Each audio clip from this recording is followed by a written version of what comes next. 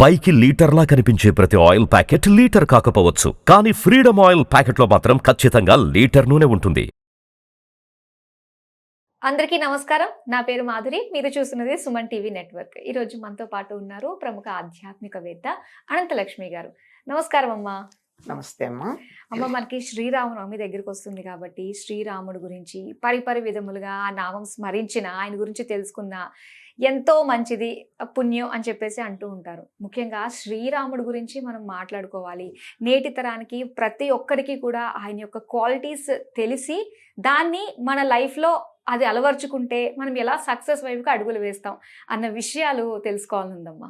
శ్రీరాఘవం దశరథాత్మజమప్రమేయం సీతాపతిం రఘుకులాన్వయరత్నదీపం ఆజానుబాహుమరవిందదళాయతాక్షం రామం నిశాచర వినాశకరం నమామి.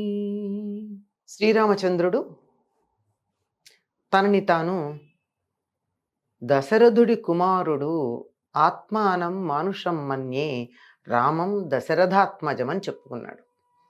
మీరంతా నన్ను దేవుడు అంటున్నారు కానీ మీకు నే దేవుణ్ణేమో, నేను మాత్రం నా గురించి ఏమనుకుంటున్నానంటే దశరథుడి కుమారుడైనటువంటి వాడిని అని అనుకుంటున్నా, మనిషిని అని అనుకుంటున్నా అన్నాడు. ఎందుకు ఇంత గట్టిగా చెప్తాడు అంటే, మానవులకు ఒక గౌరవాన్ని, ప్రతిష్టని తీసుకురావడానికి వచ్చిన అవతారం రామావతారం. అప్పటి వరకు మానవులు అంటే పెద్ద లెక్క లేనట్టు అనిపిస్తూ ఉంటుంది చదివితే, గ్రంథాలు చదివినట్టయితే. రావణుడు నాకు మరణం లేకుండా వరమి అని ఎవరెవరి పేర్లు చెప్పాడో వాళ్ళల్లో నరులు వానరులు లేరు. అంటే దేవతలు, యక్షులు, గరుడులు, రాక్షసులు, కిన్నరులు, కింపురుషులు, ఇలా అందరి పేర్లు చెప్పుకొచ్చాడు. పర్వాలేదులే మనుషులును కోతులు అన్నాడు.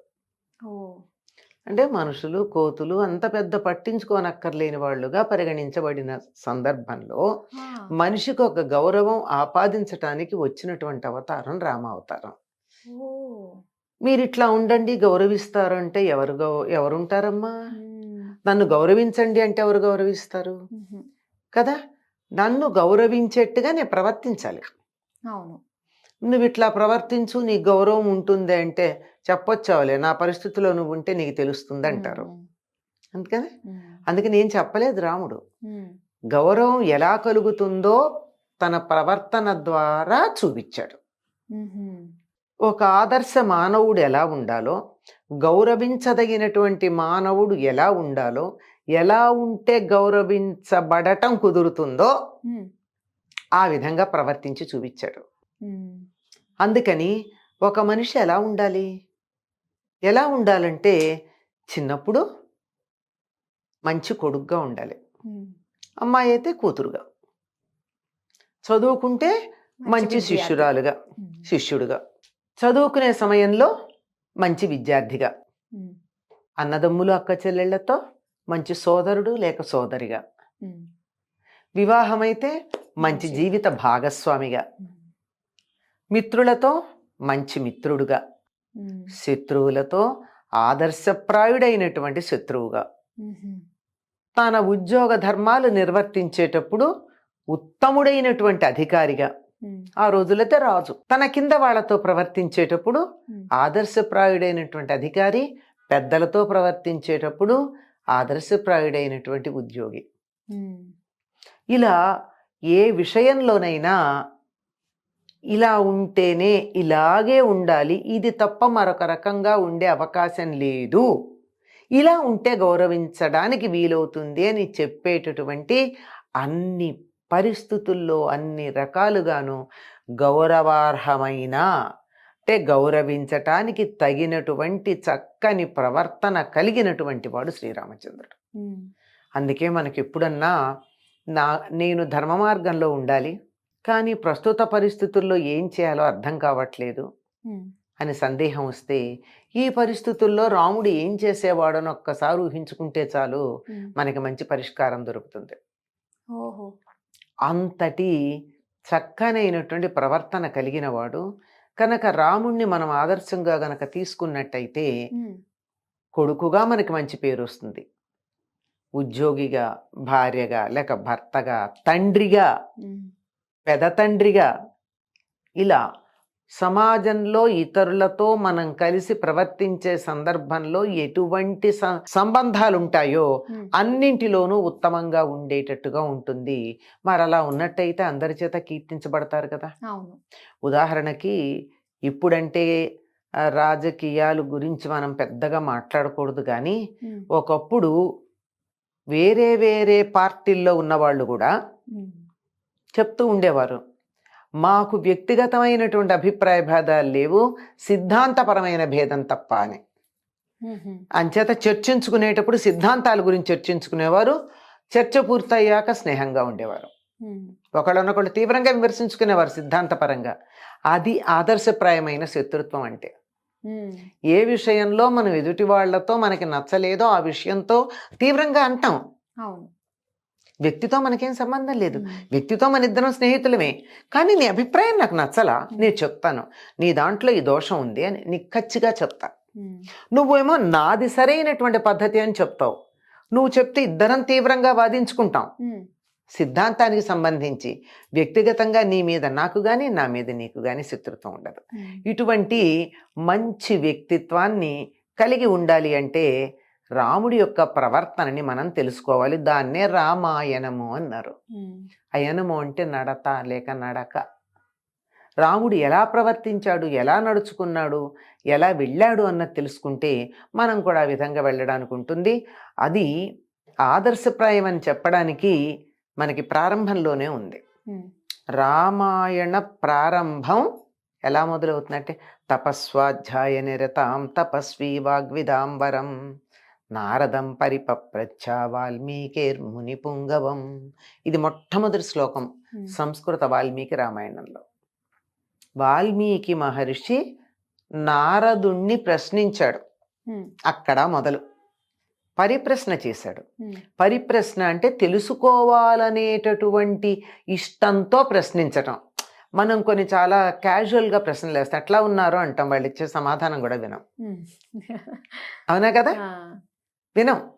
మీ అబ్బాయి పరీక్షకి వెళ్ళాట, ఏమైంది, ఆవిడ వాళ్ళ చెప్పబోతూ ఉంటారు వాళ్ళు, ఆ రోజు ఇట్లా అయిందని, మనం ఈ లోపల ఇంకోటి హాయ్ అని పలకరిస్తాం. అంటే ప్రశ్న వెయ్యాలని వేసాం తప్ప సమాధానం మీద ఇష్టం ఉండి కాదు. అడిగి నువ్వు చెప్పింది నేను 100% వింటా, వీలైతే ఆచరిస్తా అనే శ్రద్ధతో చెప్పినటువంటి దాని పరిప్రశ్న. అలా ప్రశ్నించి ఏమడుగుతాడంటే గుణవాన్ కశ్చ వీర్యవాన్ మొదలు పెడతాడు. ధర్మజ్ఞశ్చ కృతజ్ఞశ్చ సత్యవాక్యో దృఢవ్రత అని 16 గుణాలు చెప్తాడు. ఈ 16 గుణాలు ఉన్నవాడు ఇప్పుడు లోకంలో ఎవరైనా ఉన్నారా? ఇప్పుడు సమకాలికంగా అంటే నారదుడు అంటాడు 14 లోకాల్లోనూ వెతికిన ఇందులో ఒక్క గుణం పూర్తిగా ఉన్నవాడు కూడా దొరకడం కష్టమయ్యా, ఎక్కడో అక్కడ కొంచెం తేడా ఉంటుంది. కానీ నువ్వు ప్రశ్న అడిగావే, నువ్వు అడిగినటువంటి ప్రశ్నలో ఉన్న 16 లక్షణాలు పరిపూర్ణంగా ఉన్నవాడు ఒకడున్నాడు. ఇక్కడే ఉన్నాడు, భూలోకంలో ఉన్నాడు. నేను చెప్పట్లేదా మాట, ప్రజలందరూ అనుకుంటున్నారు, ప్రజలంతా అనుకుంటున్నారని చెప్పాడు. అంటే నారదుడు కూడా తన అభిప్రాయంగా కాక ఈయనేమడుగుతాడు, ముల్లోకాలు ఇన్ని లోకాలు తిరుగుతూ ఉంటావు కదా, ఎక్కడన్నా కనపడ్డా అని అడిగితే, నేను ప్రజలు అనుకుంటుంటే అభిప్రాయ సేకరణ చేశానయ్యా, ప్రజాభిప్రాయ సేకరణ ద్వారా నేను చెప్తున్నాను ఇట్లా ఉన్నారు అని చెప్తూ ఈ రాముడి గురించి ఇంకా చాలా విశేషాలు చెప్పి రామకథ అంతా చెప్పుకొస్తాడు. అంటే ఏమిటి? ఆదర్శప్రాయమైన మంచి లక్షణాలు, గుణవంతుడు అంటే మంచి గుణాలు కలిగినవాడు, ధర్మం తెలిసినవాడు, కృతజ్ఞుడు, చేసిన మేలు మరవనటువంటి వాడు, ఇలాంటి లక్షణాలు వరుసగా చెప్పుకొస్తాడు. సత్యవాక్యం, అబద్ధం చెప్పనివాడు, నిజమే చెప్పేటటువంటి వాడు, పట్టిన పట్టు వదలకుండా ఏదైనా ఒక నియమం పెట్టుకుంటే దాన్ని కొనసాగించే లక్షణం కలిగినటువంటి వాడు, ఎవరికి కోపం వస్తే దేవతలు కూడా భయపడతారో అటువంటి వాడు, అనసూయక ఇతరులను చూసి వాళ్లల్లో దోషాలు అనడం లక్షణంగా పెట్టుకున్నవాడు కాదు. సర్వభూత హితేరత, సర్వభూతాలకి సర్వప్రాణులకి మేలు చేయించటంలో ఇష్టం కలిగిన వాడు. ఇలా లక్షణాలు చెబితే ఈ లక్షణాలన్నీ ఎవరికి ఉన్నాయి? ఎవరికన్నా ఒక్క ఒక్కటి కూడా లేవు కానీ ఉమ్, 14 లోకాల్లో ఒక రాముల్లో మాత్రం ఇవన్నీ ఉన్నాయని ప్రజలు అనుకుంటున్నారు, నేనుగా చెప్పిన మాట అని చెప్తాడు అనమాట. కనుక అందరి చేత పొగడబడేటటువంటి లక్షణం, అందరిలోనూ మనం మెప్పుదల పొందాలి అంటే, ఒక మనిషిగా మనం బతకాలి అంటే, నేను మనిషిగా బతికాన్ని ఇతరులు అనడం మాట నుంచి నాకు ఒక తృప్తి కలగాలంటే ఈ లక్షణాలు పెంపొందించుకోవాలి అని మనకి మొదటి శ్లోకం ద్వారా అర్థమవుతూ ఉంటుంది రామాయణంలో. కానీ అప్పుడు త్రేతాయుగంలో ఉమ్, ధర్మం కూడా మొత్తం 4 కాళ్ళ మీద నడిచేది అని చెప్పేసి అంటూ ఉండేవారు. ఉమ్, ఆ తర్వాత ఏంటంటే చివరి కలియుగం వచ్చేసరికి ధర్మం ఒక్క కాళ్ళ మీద నడుస్తుంది. ఉమ్. అంటే ఆ ధర్మంలో కూడా మనకి తగ్గట్టుగా, కాలానికి తగ్గట్టుగా కూడా మార్పులు, చిన్న చిన్న సడలింపులు కూడా ఉన్నాయి అని అంటూ ఉంటారు. అది ఆ ధర్మంలో ఉన్నాయా? నిజమేనమ్మా. పాదము అంటే నాలుగో వంతు అని అర్థం. ఉమ్, అంటే 3 వంతుల ప్రజలు ధర్మ మార్గంలో ఉండి 1 వంతు అధర్మ మార్గంలో ఉండేవారు అప్పుడు. ఇప్పుడు 3 వంతుల ప్రజలు అధర్మంలో ఉండి 1 వంతు మాత్రమే ధర్మ మార్గంలో ఉన్నారు. ఉమ్, మనం ఆ 1 వంతులో ఎందుకు ఉండకూడదు? అవును. ఉండొచ్చు కదా. ఉమ్, సడలింపులు అంటారా, కాలానుగుణంగా చిన్న చిన్న మార్పులు వస్తాయి. ఉమ్, ఎందుకు రావమ్మా? తప్పనిసరిగా వస్తాయి. వేసవి కాలంలో మనం తినే ఆహారానికి ఉండే తీరికి, శీతాకాలంలో ఉండే తీరికి ఆహారానికి తేడా లేదు. ఉమ్, కానీ తినేది ఆహారమే కదా. అవును. రాత్రే పడుకుంటున్నాం కదా, పగలే మేలుకుంటున్నాం కదా, ముక్కుతోనే గాలి పీలుస్తున్నాం కదా, నోటితోనే అన్నం తింటున్నాం కదా. ఉమ్, అని మార్చామా? లేదు. అవునా కాదా? ఆ, కాకపోతే ముక్కుతో గాలి పీలుస్తుంటే అప్పుడప్పుడు పరిస్థితుల వల్ల ముక్కు గుడ్డ కట్టుకుంటామే తప్ప ముక్కుతోనే పీలుస్తాం, ఉమ్, అంతే కదా. అవునమ్మా. ఆ విధంగా మౌలికమైన మార్పులు ఉండవు, ఉమ్, పైన ఉండే మార్పులు ఉంటాయి, ఆహా. అంతే కదా. అయితే శీతాకాలంలో బాగా వేడివేడిగా మిరియాలు అవి ఎక్కువ ఉన్న ఘాటుగా ఉన్న పదార్థాలు తింటాం. వేసవి కాలంలో చల్లగా ఉండేవి మజ్జిగలు అవి ఎక్కువ, అంతే తప్ప ఆహారంలో బేసిక్గా మారదు, ఉమ్, పైన మారతాయి. అట్లాగే ధర్మాలు కూడా కాలానుగుణంగా ఎప్పుడు ఉండే ధర్మం ఒకటే ఉంటుంది. అంటే ప్రకృతి ఎలా చెబితే అలా ఉండడం ధర్మం అమ్మా, ఉమ్, అంతే కదా. అవును. ప్రకృతికి సహజంగా ఉండడం, ఉమ్, ఉన్నది ఉన్నట్టుగా మనం ఎట్లా ఉండాలని ప్రకృతి మనని నిర్దేశించిందో అట్లా ఉండడం ధర్మం. అయితే ఆ ధర్మంలో వేసవి కాలంలో చెట్లకి ఆకులు, వేసవి కాలానికన్నా ముందు చెట్లకు ఆకులు రాలిపోతాయి, వసంత ఋతువులో ఆకులు వస్తాయి. ఉమ్, అట్లాగే మనకు కూడా కాలానుగుణంగా అప్పుడప్పుడు చిన్న చిన్న మార్పులు వస్తాయి తప్ప మౌలికంగా అయితే రావు. ఉమ్, కానీ ఈ మనము ఈ 1 వంతులో ఉన్నామా, ఆ 3 వంతుల ధర్మ మార్గంలో ఉన్నామా అని ఎవరికి వాళ్ళు నిర్ణయించుకోవాలి. ఉమ్, ఈ యుగంలో కూడా ధర్మ మార్గంలో ఉండేవాళ్ళు ఉన్నారు, ఉన్నారు. ఆ యుగంలో కూడా అధర్మ మార్గాన్ని సంచరించిన వాళ్ళు ఉన్నారు ఉమ్, కదా. అవును. కనుక ఈ మార్పులు పెద్దగా తేడా ఉండవు. ఉమ్, ఆ కాలంలో ద్వాపర యుగంలో 120 ఏళ్ల పైన బతికారు, ఉమ్, అంతకన్నా ఎక్కువే. త్రేతాయుగంలో 60,000 సంవత్సరాలు ఆయన బతికాడు దశరథుడు. ఉమ్, రాముడు 11,000 సంవత్సరాలు రాజ్యపాలన చేశాడు. 48 ఏళ్లకు ఎప్పటికో రావణ సంహారం చేసిన తర్వాత. ఉమ్, మరి ఈ కాలంలో ఆయుర్దాయం అంత లేదుగా. అవును. ఈ కాలానికి వచ్చేప్పటికి మనమంతా 100 ఏళ్లకి సర్దుకుంటే చాలా ఎక్కువ. ఉమ్, 60 ఏళ్ల తర్వాత బోనస్ అంటున్నారు, లేకపోతే 80 ఏళ్ళు అంటే ఇప్పుడు కొంచెం పెరిగింది, ఉమ్, 75-80 ఏళ్ల తర్వాత ఉంటే బోనస్ అంటున్నారు. కానీ నిజానికి మనకి ఇవ్వబడినటువంటి ఆయుర్దాయం 120 ఏళ్ళు. ఉమ్, ఎటువంటి దురలవాట్లు లేకుండా చక్కగా నియమబద్ధంగా జీవితం గనక గడిపినట్టయితే 120 ఏళ్ళు బతుకుతాం. అంటే ప్రకృతితో మమేకమై గనక మనం బతికినట్లయితే ఖచ్చితంగా 120. ఆ, ప్రకృతికి అనుగుణంగా, అనుగుణంగా. అది ఎలా చెప్తే అట్లా. ఉమ్, రాత్రిళ్ళే పడుకోండి, నైట్ మేలుకోవాల్సిన పని ఉంది, ఉమ్. ఆరోగ్యం పాడు చేసుకోవడం తప్ప. ఉమ్. అట్లా ఉంటాయి అన్నమాట. బాగా తెలియజేశారమ్మా. ఆ. అసలు నిజంగా చాలా మంది ఇలానే వితండవాదం చేస్తూ ఉంటారు. ఆ కాలంలో అయితే చెల్లింది, ఈ కాలంలో అలా ఎవరుంటారు, ఉండడానికి లేదు అని చెప్పేసి. ఎందుకు లేదు? ఉమ్, ఎంత నువ్వు ఆ భాగంలో ఉంటావా, ఈ భాగంలో ఉంటావా నిర్ణయించుకో. అవును. ఆ 75% మందిలో ఉంటావా, 25% మందిలో ఉంటావా? ఉమ్, కానీ ప్రతి మనిషిలో కూడా ఎంత లేదన్నా ఎక్కడో పూర్తిగా సభ్యంగా ఉన్నవాళ్ళు ఉన్నా ఉమ్, అప్పుడప్పుడు 75% కాకపోయినా 1% అన్నా అధర్మం మనసులో తొంగి చూస్తుంది. ఉమ్, కాకపోతే కలియుగంలో ఉన్న విశేషం ఏమిటంటే, మనసులో నాకు ఒకవేళ దురాలోచన వచ్చినా ఉమ్. దాని ఫలితం ఉండదట, క్రియలో ఆ. చేస్తే తప్ప. అంటే తరచుగా వస్తే తప్ప. ఓకే. ఏదో ఒక్కసారి ఎప్పుడన్నా వచ్చినంత మాత్రాన ప్రమాదం ఏమి ఉండదు ఉమ్, పెద్దగా. దానికి ఇక్కడికిక్కడే ఏదో చిన్న పరిహారం అయిపోయి నువ్వు మంచి మార్గంలోకి వెళ్ళిపోవచ్చు. పరిహారం అయిపోతుంది. పరిహారం చేయకుండా ఉండడానికి ఉండదు. ఎందుకంటే దుమ్ము పడింది అనుకో, ఇట్లా దులపనన్నా దులపాలిగా. అవును. నేను అద్దంలాగా ఉంటే దులిపితే పోతుంది, బట్టలాగా ఉంటే అతుక్కుంటుంది, తడి బట్ట అయితే అతుక్కుపోతుంది. అవును. అట్లా అవును. కనీసం దుమ్ము పడిందంటే నేను అద్దంలాగా ఉంటే తుడిచేసుకుంటే అయిపోతుంది. ఆ మాత్రం కాస్త పడుతూ ఉంటుంది, పోతూ ఉంటుంది, అంతకన్నా ఎక్కువేం లేదు.